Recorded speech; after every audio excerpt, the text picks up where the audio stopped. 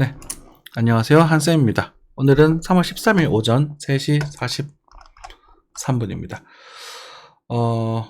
좀 많이 피곤해서, 좀 횡설수설 하더라도 양해 좀 부탁드리고, 이번에는 좀 이제 이슈에 대한 이야기를 조금 드려야 될 것 같습니다.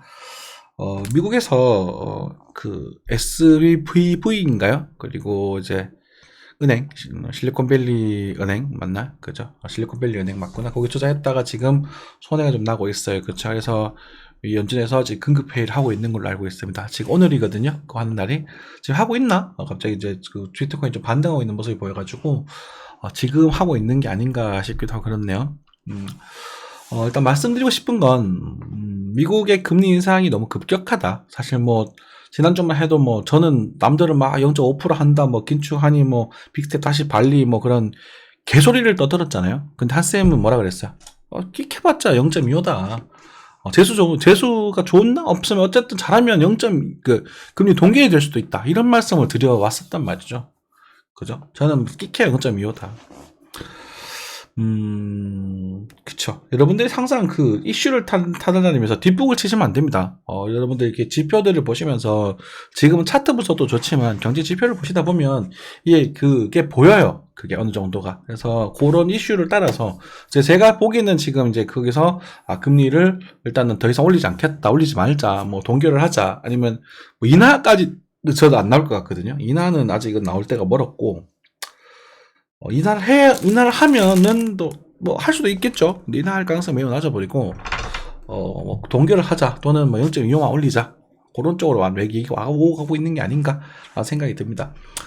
차트에도 어느 정도 다 감이 보입니다, 여러분들. 뭐, 완벽하게는 알 수 없겠지만. 왜냐면, 한쌤이 뭐라 그랬냐면, 여기서도 사실, 이제는 금리가 너무 많이 올랐기 때문에 떨어질 거다. 환율이 떨어지면서 적정 환율은 1280원 정도까지 일단 될 거다라고 해서 1300에서 반대가 나왔었고 당시에. 그리고 이제 1180원, 1320원 기억나. 1320원 그리고 1180원. 그죠? 1380원까지 빠질 수도 있다. 이렇게 말씀드려요. 많이 빠지면.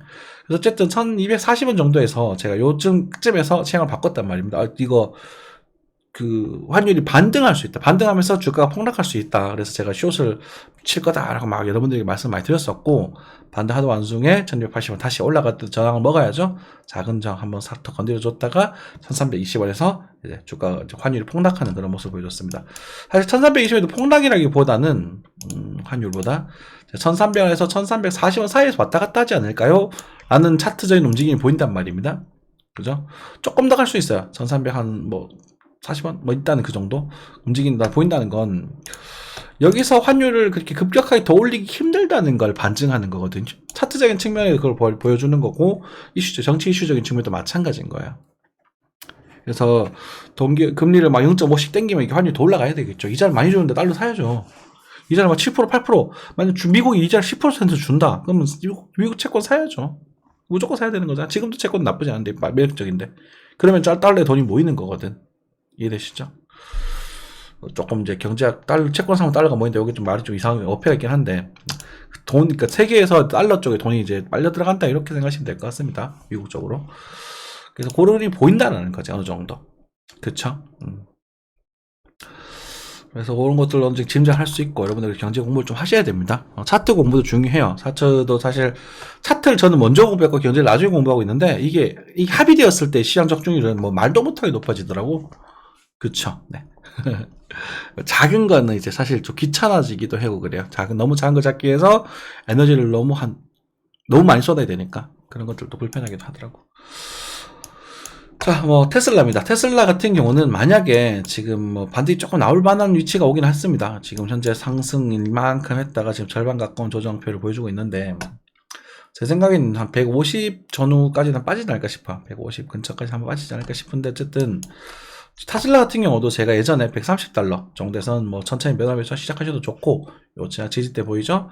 그래서 만약에 100달러 밑으로 빠지게 되면 풀배수를 해라 이렇게 말씀드렸었는데 딱 100달러에서 102달러인가요? 그래서 반등을 해가지고 200달러 넘어갔었죠. 그쵸? 그래서 제가 여기서는 뭐라 했어요? 팔라 그랬죠. 당연히 팔아야 되는 거야. 차트적인 측면도 마찬가지, 경제적인 측면도 마찬가지. 그쵸? 이런 강력한 저항대. 그쵸? 강력한 저항대이면서 우리 테슬라에 대한 부분 금리 인상이나 이런 경기 침체에 대한 부분도 분명히 존재하는 부분이라서 테슬라는 그렇게 대응하실 수 있었으리라고 봅니다. 그래서 테슬라는 이제는 하락의 길보다는 이제 횡보에 가까운 길을 가게 될 거야. 횡보에 가까운. 코스피가 과거에 이렇게 움직였었거든. 근데 만약에 이게 한 번 정도 더 빠지게 된다면 땡큐하고 사시면 됩니다. 이건 땡큐. 진짜 땡큐. 그래서 만약에 뭐 이까지 빠지겠냐? 만약에 $100 밑으로 빠져준다면 테슬라는 그냥 묻지 말고 사세요. 테슬라 전기차 때문에 저는 매력적으로 보는 게 아닙니다. 전 테슬라를 전기차 때문에 매력적으로 보는 게 아니라 테슬라 가지고 있는 여러 가지 기술들, 뉴럴링크, 스타링크 이런 것들, 우주 산업들을 이미 선도하고 있기 때문에 전 좋게 보고 있는 부분이고, 어쨌든 차트적으로는 빠져야 될 것 같아요. 빠지는 게 맞아요. 빠지는 게 맞는데 한 번 정도 지금 바로 이렇게 빠진다는 게 아닙니다. 아마 이렇게 됐다가 뭐 이런 식으로 갖다 줬다가 이렇게 뭐 이렇게 빠졌다 이렇게 뭐 이런 느낌 알죠? 이런 느낌으로 움직여야 될 것 같아요. 뭐 여기서 들었다가 뭐 들어도 다시 빠졌다가 뭐 이런 그러니까 옆으로 가게 될 거야. 미국 증시도 이제는 여기서 뭐에서는 뭐 지금 뭐 2000 이 정도 되는데 나스닥을 넘어가 볼까요? 나스닥 같은 경우도 하여튼 테슬라는 옆에 들어섰습니다. 그래서 단타적으로는 한 $150 아래 정도와 만약 $100 아래는 강력한 매수 타점이 형성된다. 그리고 여기는 제가 팔아달라고 말씀을 드렸다. 그렇죠. 나스닥 같은 경우도 지금 이제 많이 올라서 많이 빠지는 거잖아요. 그래서 지금은 어쨌든 요 정도 자리, 그러니까 $1,140 정도에서 작은 반등 포인트가 하나 있고, 여기서 만약에 지금도 만약 이렇게 될 수도 있겠죠. 이런 식으로. 그래서 이기가 올라갈 가능성이 지금 매우 낮아 보이긴 하는데, 만약에 이제 금리 인하를 하면서 같이 올라가게 되면 금리 인상이 떨어지고 또 떨어지고, 좀 지금 아구가 좀 안 맞거든요. 어쨌든 나스닥 같은 경우에 그냥 빠지게 되면 한 $10,000, 11,200은 기본 일단은 노멀하게 보시고요. 11,200 정도와 $10,000 이하 때는 편하게 주워 가시면 됩니다. 미국이 뭐 망했어요, 설마? 설마라는 건 너무 안 됐지만 이 자리는 매력적인 거예요. 지수적인 측면에서 매력적인 자리가 되는 거야. 빠진다고 하더라도. 물론 시간이 좀 걸릴 수 있겠지. 그렇죠? 여기서 하는 그런 정신병자들은 아니잖아요. 그렇죠? 그래서 만스닥, 옛날에 만스닥 넘어갈 때 만스닥 얘기 들었었는데 다시 이제 만스닥은 아마 지지 좀 강하게 안 받을 겁니다. 요 자리죠. 그죠? 받고 빠지더라도 나중에 다시 빠져서 뭐 7,000까지 뭐 빠질 수도 있겠죠. 7,000은 한 7,800 정도를 지금 보고 있긴 한데 그 자리까지 올 수도 있겠죠. 올 수도 있겠지만 그건 나중 이야기다. 지금 생각할 필요는 없다. 익절 관리만 하면 되는 부분이니까. 네. 니콜라는 반등 주고 다시 빠져버렸네요. 그죠? 설마 지금 볼 필요 없는 것 같고. 그 다음에 코스피입니다. 코스피는 오랜만에 또 뭐 간단하게만 말씀드릴게요. 코스피는 지금 2,400 정도에서 잘 머무르고 있어요. 뭐 저는 코스피가 주가 방을 굉장히 잘하고 있다고 저는 생각합니다. 나스닥이 그렇게 빠졌는데 저는 코스피는 먼저 빠지면서 지금 바닥을 잘 다지고 있는 그런 모습이고, 우리가 기술적 지표상으로는 지금 일복균형표 양운대를 건드리고 있기 때문에 여기가 아마 이제 저항대, 그러니까 지지대죠. 그래서 쉽게 막 강하게 빠지기보다는 일단 여기서는 밑으로 살짝 빠졌다가도 위로 한번 들어주는 이런 지저분한 형태가 나오지 않을까 싶어요. 그래서 이 코스피는 지금 참 뭐가 하기가 되게 껄끄러워요. 그래서 천천히 그냥 이제 코스피의 주요 종목들 천천히 관심을 가지시고, 저는 일단은 경기가 일단은 침체가 되고 그러니까 위로 가더라도 일단 요 박스권 크게 봤을 때 2,600에서 작게 봤을 때 2,600에서 2,000 정도, 크게 보면 2,700에서 1,900 정도까지 박스권에서 움직일 거라고 저 보고 있거든요. 그래서 지금은 일단은 조금은 단기적으로 높은 곳에 있지 않나, 이렇게 지금 보고 있는 부분이라서 매수에 대해서 적극적인 매력은 느끼지 못하겠습니다. 하지만 내일은 뭐 코스피가 그래도 뭐 단타치기는 좋은 장이 될 수 있지 않을까? 왜냐면 이게 위아래를 흔들 거거든. 제 생각에 이렇게 흔들 것 같아. 이렇게. 내일 하루장을 생각해보면 그 정도 모습이 나오실 것 같아서 신중하게 한번 단타를 쳐보셔도 말리지는 않겠습니다. 네. 그 다음 비트코인입니다. 역시나 비트코인의 움직임이 시상치 않아요. 비트코인의 움직임이 뭐 한센 같은 경우는 뭐 그냥 칼이죠, 칼. 언젠가는 반은 빠진다. 근데 반 빠졌잖아. 그럼 여기서 뭔가 액션을 취해야지. 그죠? 그래서 뭐 긍정적으로 $20,000 전후 이렇게 언급을 좀 드렸던 것 같고, 실제로 $20,000에서 $21,500까지 상당히 많은 반등치를 보여주고 있는 부분입니다. 그래서 제가 요때는 제가 적극적으로 매수에 대한 시장을 말씀 못 드렸거든요. 여기서 말씀 못 드리게 됐고, 그리고 뭐 시나리오 여러 가지 언급을 드리면서 어쨌든 61.8 근처, 그러니까 1차 분할 매수 근처에서 지금 반등을 하고 있습니다. 그러니까 여러분들이 한쌤의 원칙이나 시장을 폭하셨던 분들이라면 요 정도 자리에서 분할 매수가 들어갔었을 거고, 요 상단에 살짝 걸쳐진 부분이다. 이게 맞는 거예요. 제가 맨날 이 얘기를 많이 하거든. 이 전체 반등 지대에서 매수 시장에 오게 되면 삼각형 형태로 매수를 깔아라. 삼각형 형태로 매수를 깔아라, 이렇게. 그래서 임펄스의 가능성은 많이 낮긴 하지만 그래도 이렇게 깔아봐라. 여기는 오면 풀면서 당겨라, 이렇게 말씀드린다고요. 그러면 이게 작게라도 하셔야 되는 게 맞는 거야. 제가 보기에는 그래. 하지만 뭐 못하셔도 상관없습니다. 못하셔도 상관없는데, 요건 그 다음 겁니다. 그 다음 건데,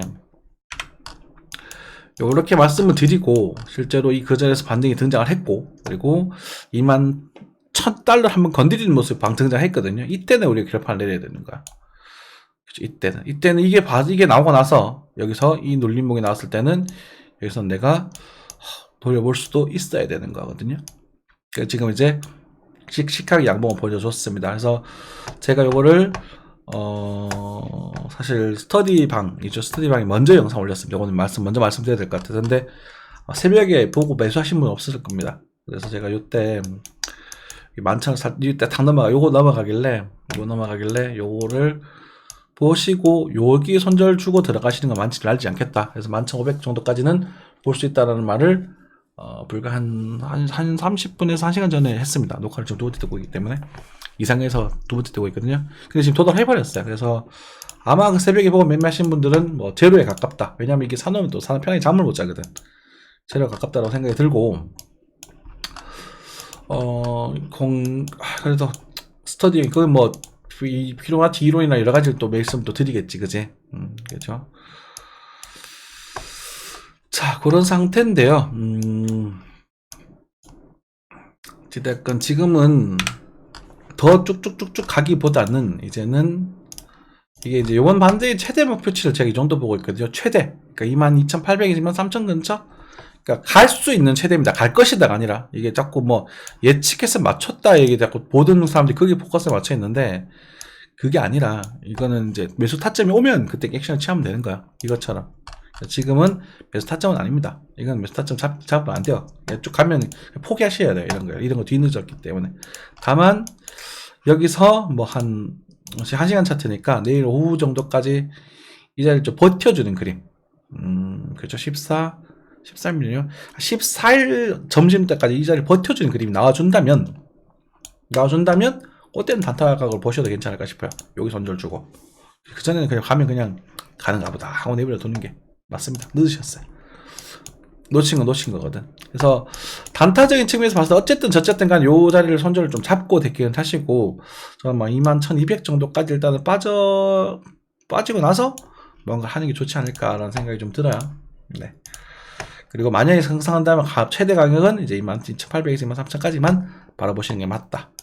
그리고 그게 아니라 요거처럼 이렇게 다시 이렇게 빠져가지고 이렇게 위로 내린다면 20,000달러의 첫 번째 타점 형성이 되고, 그 다음에 18,800 정도에서 두 번째 타점 형성이 되거든요. 요거 두 개는 이제 뭐 와주면 땡큐, 그 정도로. 올 지금 뭐 알겠지? FOMC죠. FOMC 근처에 그때 와주면 땡큐. FOMC는 저는 하고 나면 좀 긍시가 조금 반등하지 않을까. 그래서 한 4월 한 초중순까지 해가지고 반등하다가 이제 벚꽃이 질 때, 지금 올해가 좀 따뜻해서 벚꽃 빨리 질지 모르겠는데 4월 한 10일 정도에서 조정기로 접어들지 않을까, 이렇게 좀 시나리오를 잡고 있습니다. 참고하시면 될 것 같아요. 그리고 어쨌든 지금 요 상승이, 우리가 상승 1파의 가능성이 지금은 낮아졌어요, 많이. 여기가 이제 부러지는, 한 번 더 진행됐으면 참 좋았을 텐데, 그래서 부러지는 방이 굉장히 낮아진 상태지만, 어쨌든 이게 규모 있는 반등파였고, 규모 있는 반등파에서 또 작은 규모의 반등파가 또 꽤나 그럴싸하게 등장했기 때문에, 요런 자리들은 우리가 오면 노려볼 거다. 이 파동을 기준으로. 그 정도만 생각하시고 계시면 될 것 같고, 비트코인은, 알트코인 같은 건 너무 급하지 않게 매매하시는 게 좋지 않을까 싶습니다. 그래서 비트코인 많이 올랐죠 벌써? 네, 많이 올랐던 상태고, 에이다도 꽤 많이 반등을 했네요. 그래서 에이다 같은 경우는 제가 거의 뭐 신들린 시황을 하고 있는데, 요번에 제가 380원 정도까지 말씀드렸던 것 같아요. 거기 안 오고 지금 반등을 좀 하고 있어요. 네, 그 정도고. 어쨌든, 여기서 지금 유턴 잘 매물을 잘 버티고 있는 장이다. 그렇죠. 그래서 요 추세가 넘어갈 때 규모 있는 반등이 한번 등장할 수는 있다. 그렇게 체크하시면 될 것 같습니다. 그래서 지금은 이다 같은 것도 단타 한번 노려보실 수 있을 것 같고요. 손들 딱 지키고,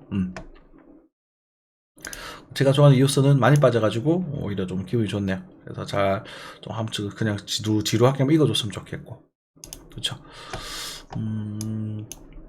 이오스는 이제 많이 가서 좋아하는 게 아니라 이게 싼 가격에 오래 머무르고 있기 때문에 요거는 이제 긍정적으로 보는 부분이고, 요게 이제 나중에 요런 식으로 이렇게 돌아 올라갈 때는 여러분도 이거 노려보셔도 좋아요. 요때 뚫을 때니까 요거는 그때는 한 3,000원대까지도 바라볼 수 있을 겁니다. 3,500원. 그래서 지금은 아니고 한 주봉 캔들 상으로 이렇게 지나가야 되는 여름 정도 결판이 좀 나지 않을까. 여름쯤 되면은 이오스의 행방이 결정되지 않을까. 그렇게도 생각이 듭니다. 여기서 물리셨던 분들은 제가 팔아드렸으면 참 좋았을 것 같은데, 비싼 사면 안 되는 자리는 건 맞거든요. 몰배 하상단가기도 하고. 근데 그분이 평단이 9,000원 정도가 되셔가지고, 이 1,700원에 파나 1,300원에 파나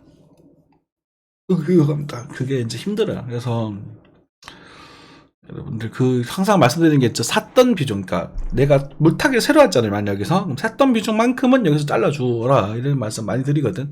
그걸 여러분 산수로 계산하실 수 있으셔야 됩니다. 내 물량 얼마나 남겼고 얼마나 팔았고, 그 평단을 업비트 평단 믿으시지 마시고요. 실제 그 평단을 계산하실 줄 아셔야 됩니다. 저는 이오스는 지금은 사진 않겠습니다.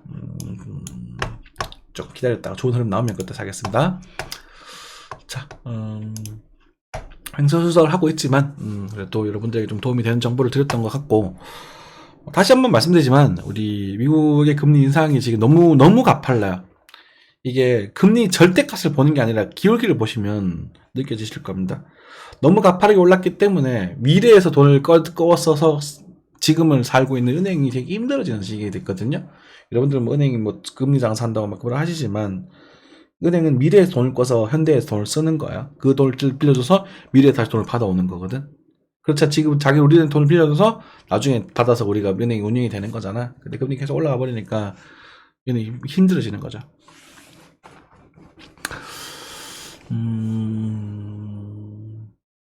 그래서 좀 비상회의를 하고 있다고 하는데, 금리 인하가 되면은 매를 빨리 맞는 격이 될 거고요. 그리고 이제 지금 현재 상황에서는 이제 금리 동결이 가장 무난한 상황이 되지 않나. 0.25 금리 동결, 물가 높으니까. 그것도 물가 높잖아요. 그래서 0.25 정도 되고, 경기 침체는 올 겁니다. 지금 한국은 이미 경기 침체를 겪고 있는지도 모르고요. 미국도 경기 침체가 올 겁니다.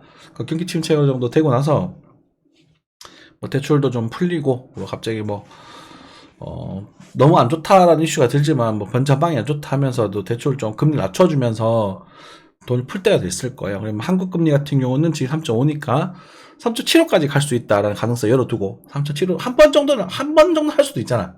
그러고 나서 나중에 3점대 밑으로 딱 떨어지는 순간, 그때는 여러분들이 사고 싶은 것도 막 사셔도 될 거예요.